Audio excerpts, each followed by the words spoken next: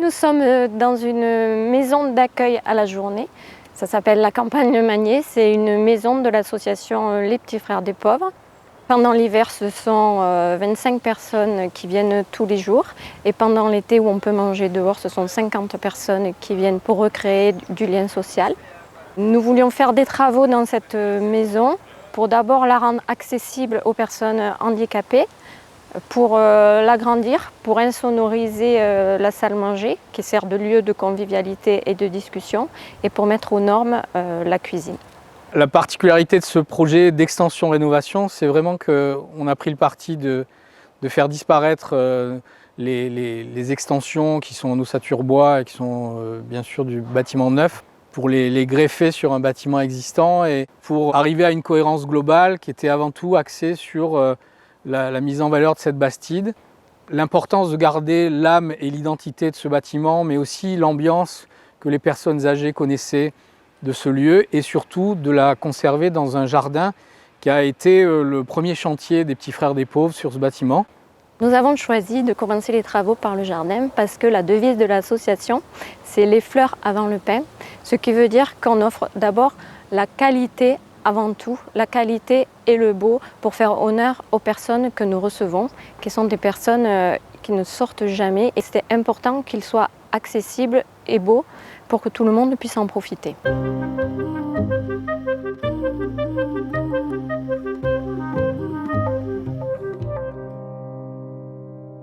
On est venu rajouter 3 extensions en bois neuves dans une démarche durable et biosourcée avec une pensée bioclimatique à la fois sur les extensions neuves mais aussi sur la rénovation. On a essayé d'axer vraiment sur des matériaux écologiques, ossature bois en structure, laine de bois en isolation, ouate de cellulose, il y a de la brique de chanvre en rénovation intérieure, des revêtements à la chaux, une peinture aux algues à 90% biosourcée.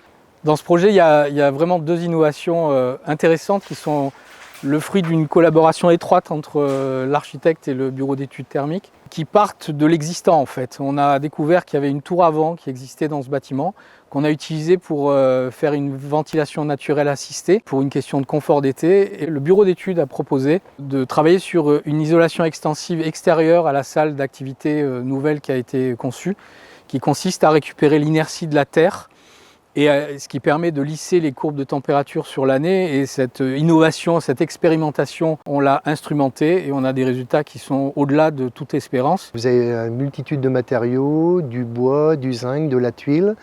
Et la subtilité, c'était d'arriver à accorder tous ces éléments ensemble. Concernant les quelques difficultés que nous avons rencontrées, c'était surtout au niveau des raccords contre l'existant. Raccord tuile, raccord de la terrasse végétalisée contre le mur qui n'était pas très droit, et ensuite le raccord de l'escalier qui cache cette vis à bois. Ce projet, c'est avant tout une aventure humaine, entre une maîtrise d'ouvrage investie qui nous a fait confiance, dans une démarche qui était durable mais aussi expérimentale, des bénévoles sur place qui ont suivi le chantier et des entreprises qui se sont vraiment impliquées dans notre démarche. Ce qui fait que le clap de fin de la photo finale de chantier, je crois qu'il parle de lui-même et il montre à quel point ce projet a été à la fois exemplaire mais aussi profondément humain.